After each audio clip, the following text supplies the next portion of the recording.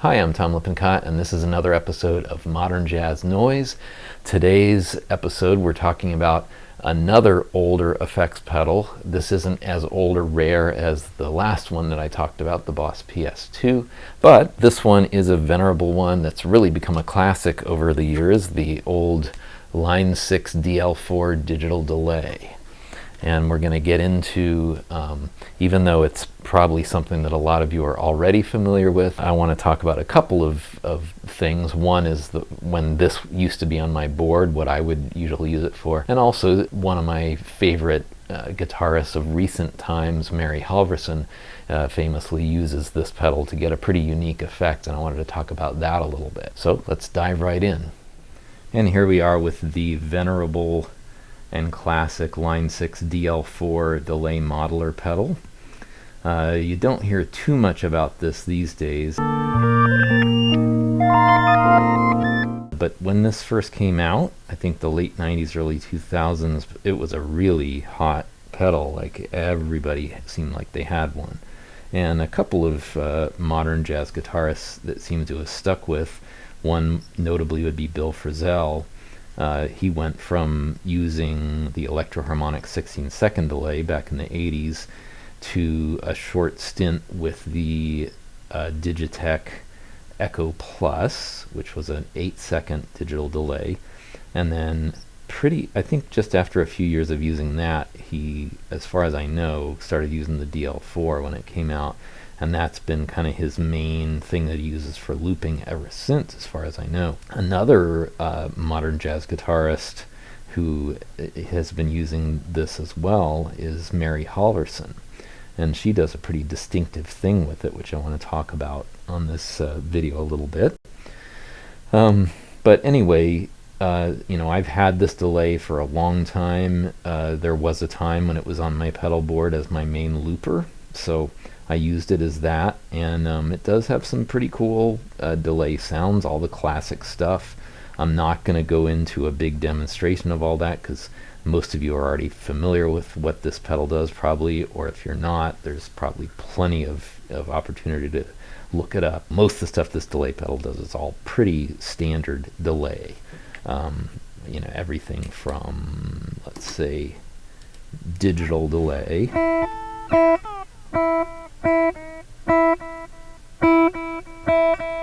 digital delay with modulation,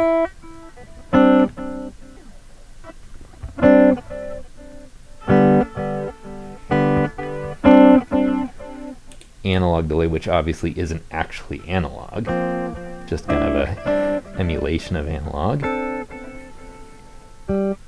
Here's a low res delay,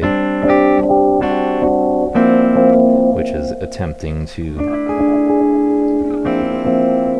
get the sound of the older technology when the sampling rate was really low. Analog echo is just without the modulation. Sweep echo, so that has that filter.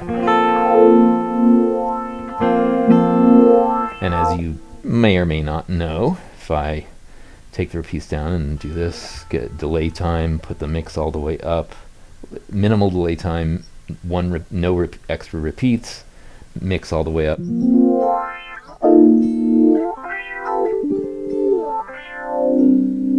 Right. And by the way, you'll see that I have an expression pedal hooked up. I saw an interview, or read an interview with Mary Halvorson actually, where she was talking about how she finds that having an expression pedal is almost essential with this thing because it allows you to do quite a bit more than you can without it. And toe up and then toe down make it non-existent. So it just slows down the rate as I bring the expression pedal up. That's one example of the usefulness of the expression pedal. Multi-head.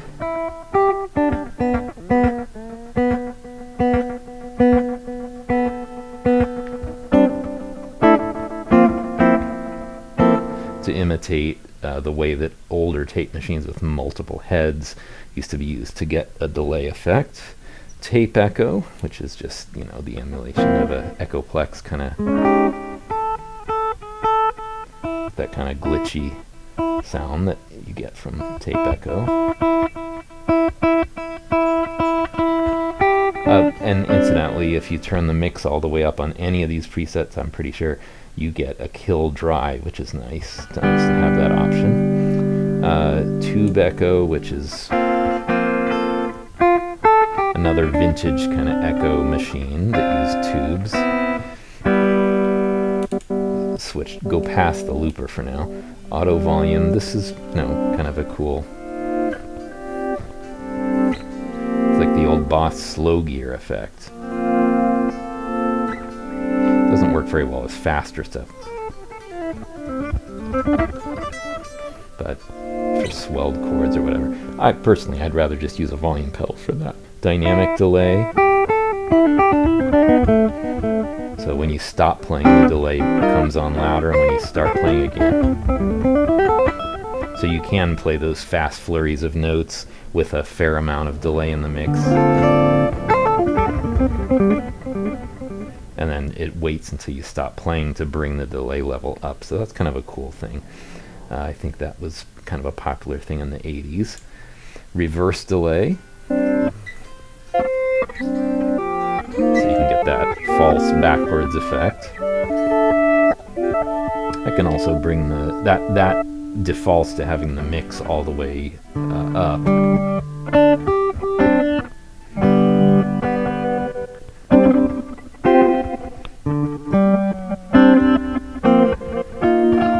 Now I've got it functioning more like a regular echo, but the echoes are backwards. So that's kind of a particularly cool effect that I like. Ping pong has to be in stereo, which this isn't to really hear the effect. It goes back and forth. Stereo delays, same thing. Rhythmic delay. Digital with modulation, we already looked at. Okay, so that's all the basic presets. And again, I just breezed through those pretty quickly. That's not really what this video is about. What I wanted to go through is, first of all, the way that I mainly used to use this thing was as a looper. One thing I did forget to mention is when you have it in any of these other modes, you can use, what do these buttons do? Well, these are presets. So I don't remember what my first preset is.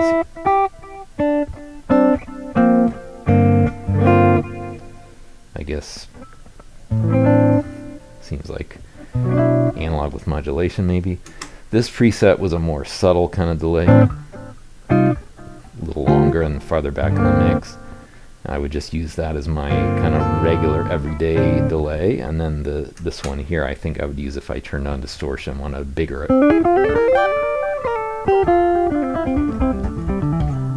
But I also used to use the expression pedal to control how loud the echo was in the mix. Basically all you would do is change the settings while the pedal was in this toe down and toe up, and it would morph between the two settings that you had it set in either place. So let's say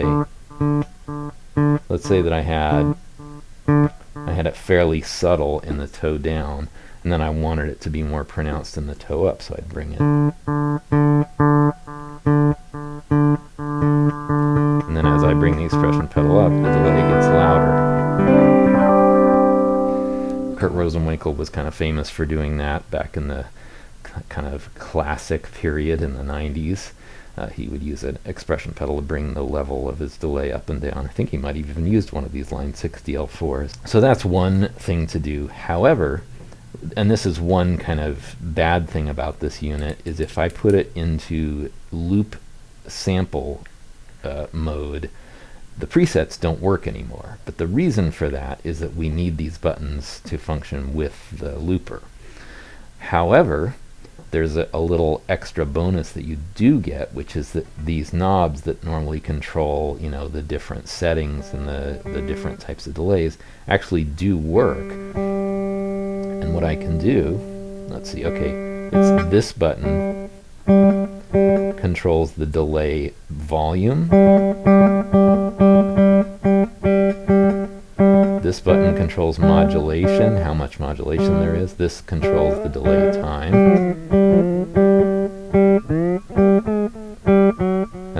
controls the number of repeats.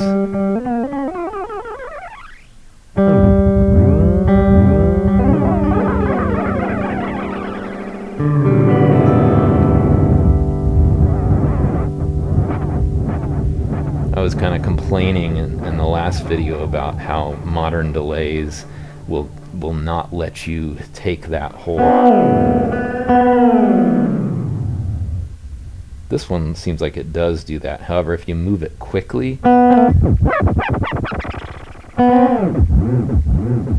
Hear that? Wow. Like, that's not what I played, you know. I wasn't moving the delay time while I was playing it like that.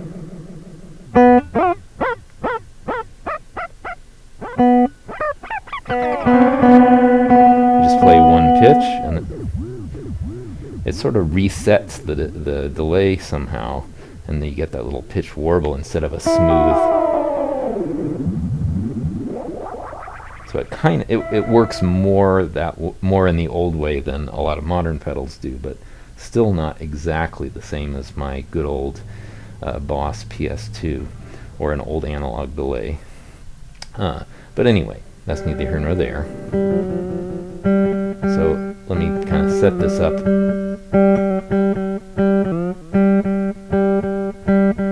Maybe something like that. Put the mix a little farther back. And then, so that means even when I'm using the looper, I can still have a delay, an echo. It's just not really... Actually, I think it might be controllable. Let's see.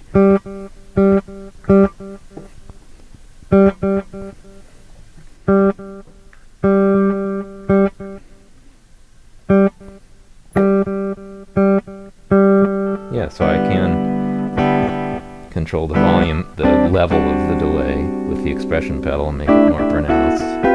So that's kind of a nice feature. So that makes it a little more versatile. So I can, you know, do most of my normal delay needs just with that. More or less delay with the expression pedal. Now, we get into the looper section. And this is, you know, again, anybody that's already into looping, this isn't going to be any real revelation, but this is just kind of a basic way that I would use this looper. This turns on the recording. So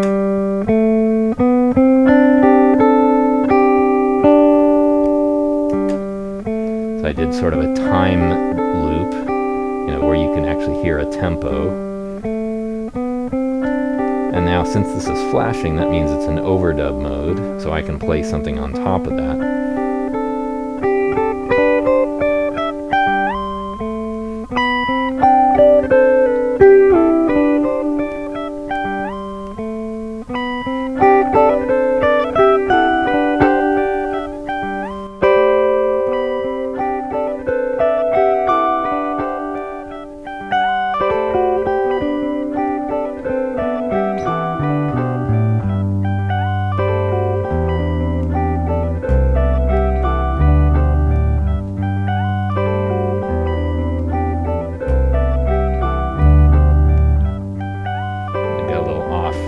Tempo-wise there at some point.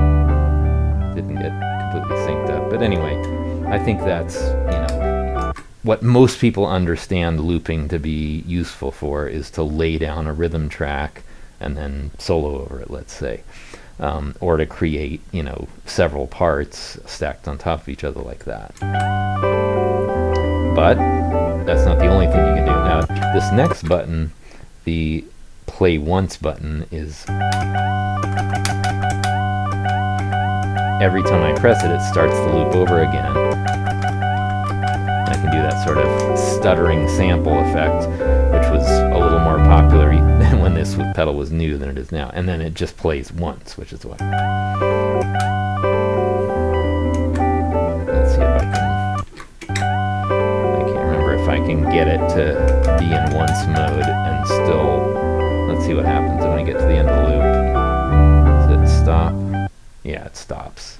So once you hit that once button, you're already committed to being in once mode. It's not going to start again unless you hit the start button after it stops. So anyway, a little bit annoying, so I hardly ever use this button. And then here is where a lot of the action happens, is the octave button. So automatically you're an octave lower and half speed, and now I can overdub something on top.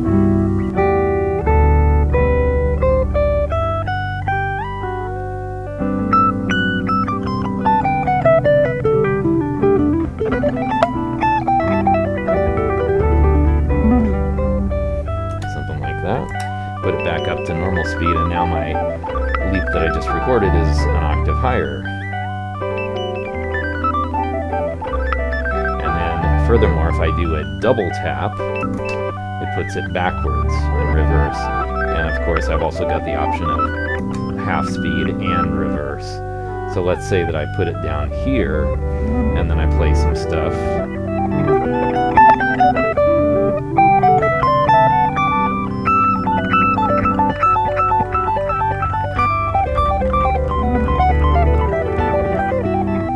Let's say something like that. Now I've got another layer that is an octave higher and in reverse compared to the original, because when I overdubbed that last part, I had put it down to half speed and backwards. So now when I put it back to normal, the part that I just laid down becomes double speed and backwards, because I put it back forwards, if that makes any sense. So anyway, that's getting a little bit more psychedelic, right? And then, of course, what I generally tended to use this looper for more was more textural kind of things. So right now, I just have a dry tone with the delay, but I'm going to add some reverb from my plugin here, which is the Lexicon 224 plugin from Universal Audio. Really beautiful plugin. So even though I didn't end up using their delay pedal, I did end up getting their Lexicon plugin, which sounds great, and I use it on the computer if sometimes when I'm recording, or definitely if I'm just playing through the computer, if I'm teaching a lesson or whatever, use this setting quite a bit. And I've got it set fairly ambient right now. It's probably more than I would, more reverb than I would use if I was just doing everyday playing.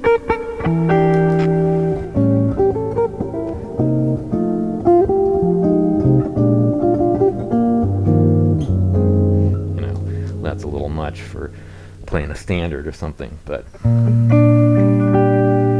so anyway, let's say I'm playing a real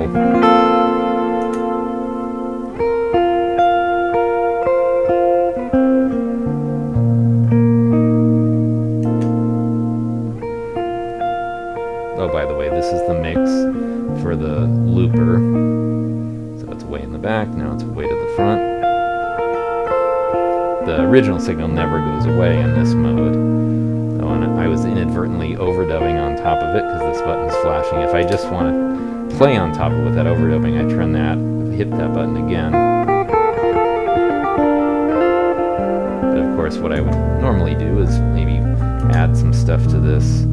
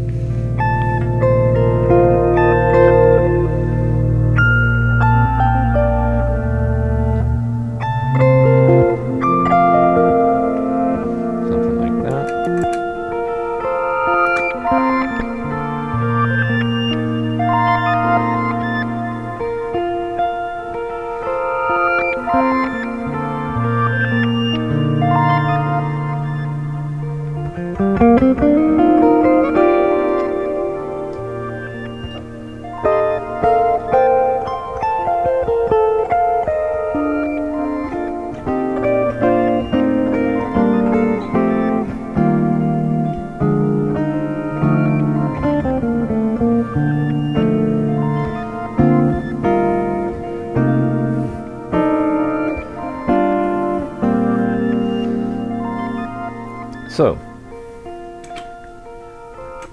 these, I haven't used this pedal in a while, and these buttons I think are a little dirty because they're hard to get them sometimes to turn off and on. So there's a little bit of limitation with this compared to some of the loopers that I use now. With some of my other loopers, for example, the one on my microcosm, you can do more than just a 1 octave shift. You can do several different octaves, and that's really nice to have that capability. You know, I can overdub something and make it really half speed, and then bring it back up to double speed and overdub something else, and you know, bring it up to 3 times speed and overdub, you know, just all kinds of different layers of cool stuff.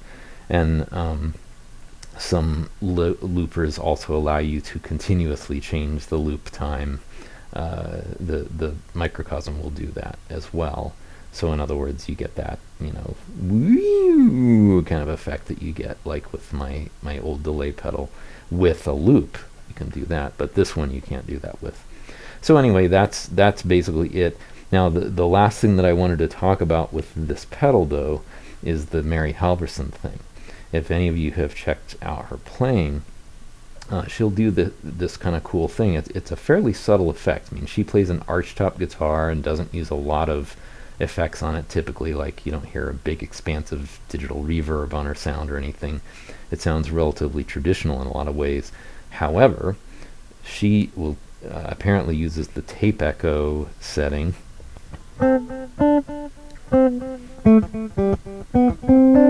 I'll go ahead and turn off the reverb again for now so that it's easier to hear just the delay.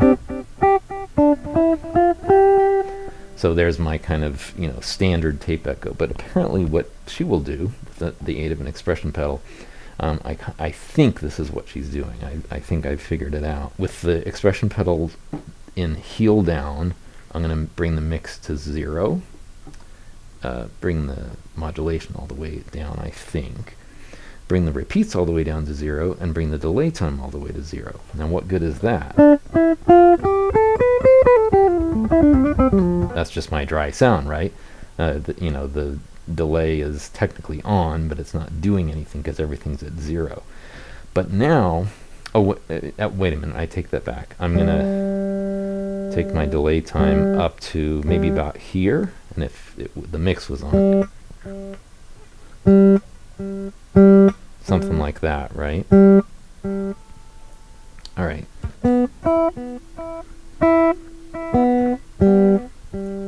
But I'll turn the mix off again. Now, I'm going to bring it up to toe position, bring the delay time all the way down to 0, bring the mix up to pretty high, and then let's see what happens. So, pedal down, nothing.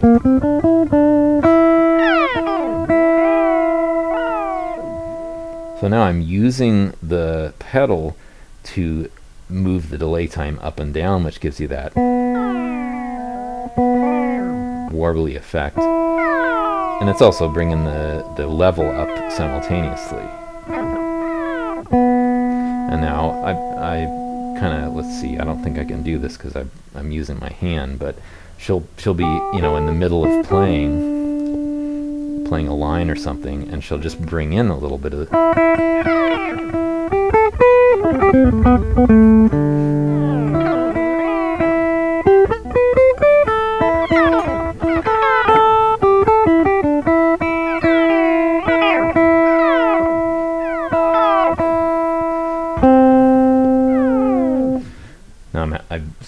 because I'm having to use one hand to control the controller, I can't really, you know, play active stuff while I'm controlling the speed, but she'll do that. And she'll kind of use it in a sparing way. It's not like, you know,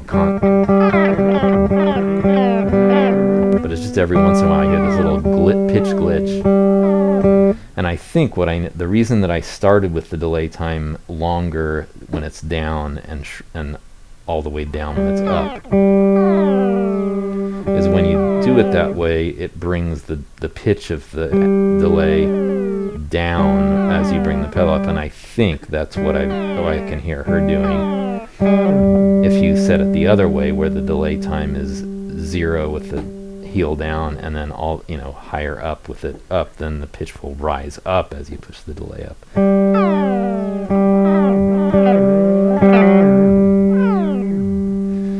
Halvorson is definitely a very cool, unique player and great composer. And she's found a sound that's kind of her own. It's very identifiable. I don't know how happy she would be with me encouraging people to get the same sound that she does, because one of the things about that makes it special is that she found her own sound, and she probably, I'm guessing, would probably want you to find your own sound as well. But the whole sort of philosophy, I think, behind this series of videos that I'm making is I'm not necessarily hoping or expecting that the people watching these videos will imitate the sound that I get, or the sound that I talk about other famous guitar players getting, or whatever.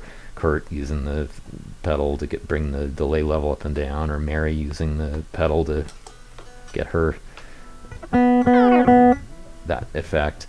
But where I do think that's useful is to find out what other people are using and how they're using it, to get inspiration as a jumping off point to sort of do your own thing.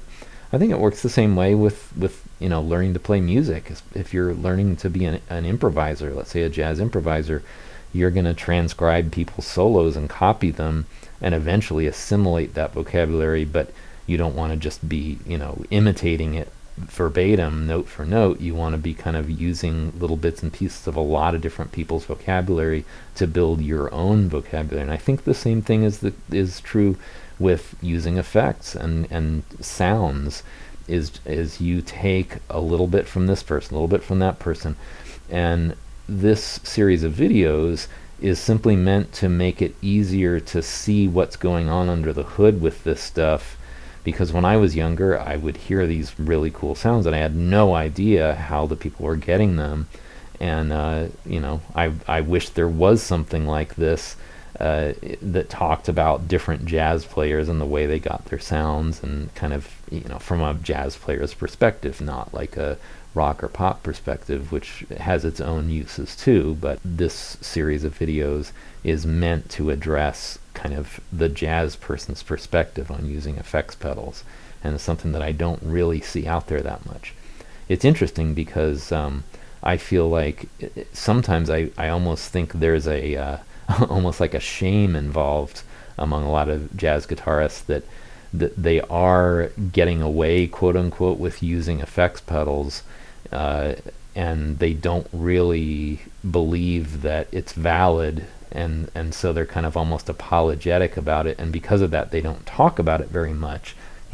They might do a workshop and spend the whole time talking about how to develop your improvisational skills, or get a good tone out of the guitar with the way you pick and your technique, and it almost seems to be this taboo subject in jazz guitar circles to talk too much about effects, to the extent that people sometimes will get sarcastic when students will ask famous guitarists, like, what effect do you use?